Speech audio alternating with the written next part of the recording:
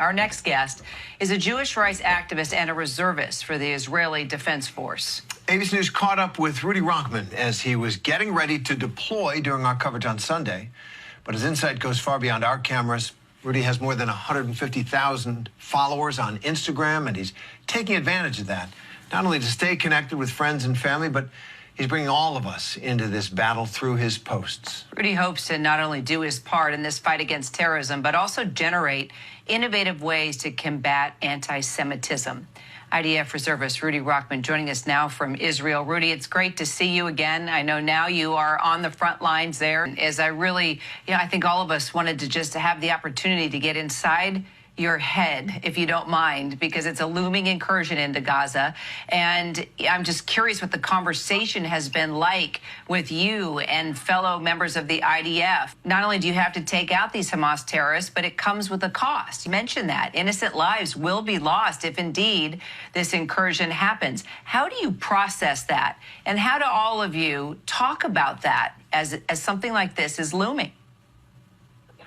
Well, as Jews and Israelis, we're strong. We've had enemies try to take us out for thousands of years, and all of them have failed. Israel, in its 75 years, had several wars waged from the surrounding Arab countries trying to destroy Israel. So the idea of war is nothing new to us. Also, as combat soldiers, although I got out of the army 10 years ago, and I prepared that one day this day may come, that we'd be called back into the army and prepared to be deployed. So it's a reality that we were ready for, but it's not one that we want. There's rhetorics that have been going around for years of pushing narratives that in order to be pro-Israel, you have to be anti-Palestinian, or in order to be pro-Palestinian, you have to be anti-Israel, making both peoples having their goals being mutually exclusive. And that's the kind of fuel to this conflict.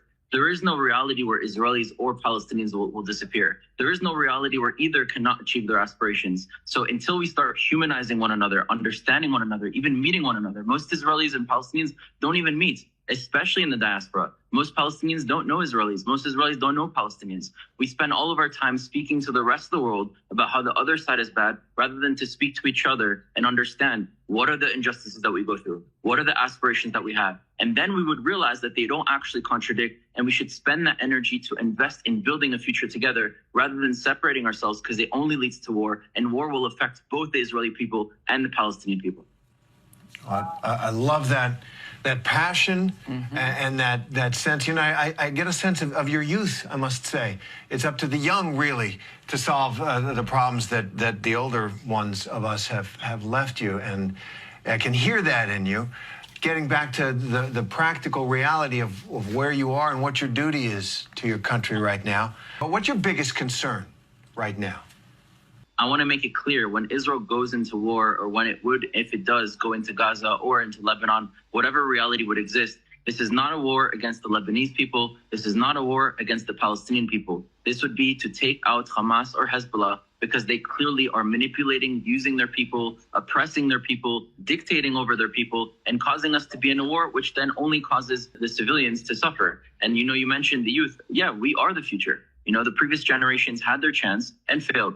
I'm not pointing any fingers, but now I'm pointing fingers on us as the youth. It's our turn to take the charge. It's our turn to change the reality. And we have different things today that we didn't have in previous generations. We have social media. We are able to communicate with one another. We're able to travel much quicker. We were all raised with similar films, with similar music. There's a lot of shared pop culture. There's ways that we can transcend. And I look at it as if, the Nazis, the Germans in the 1940s, were able to go from a state of mind of wanting to annihilate the entire Jewish people and killing 6 million. And 10 years later, that same civilization, the Germans, supported the creation of the state of Israel. If between foreigners we can transcend and move forward, then definitely between Israelis and Palestinians, between cousins, we can learn to move forward as well.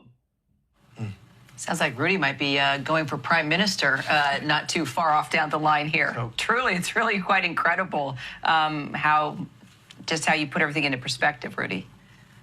And as an IDF reservist, what do you want people to know about this war? People around the world, as you know, looking on in horror and sorrow and shock at how it started, the atrocities committed against Israelis, and now how it's unfolding, just the utter tragedy of it all. War always leads to casualties, which is why we need to do everything to prevent war.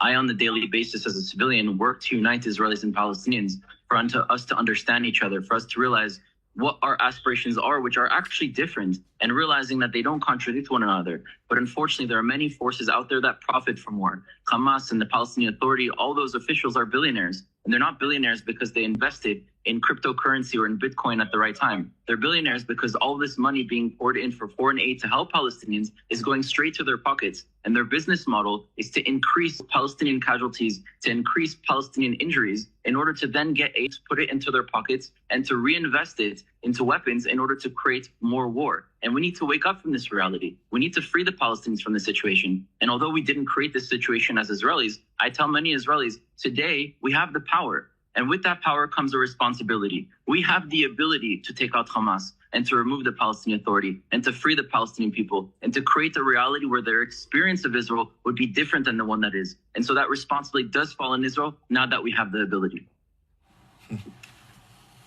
Rudy Rochman, good luck to you. Stay safe. Thank you very much for your perspective and really for your voice, which is not just here, but out on social media, doing so much. I hope you make a lot of progress with it. Thank you.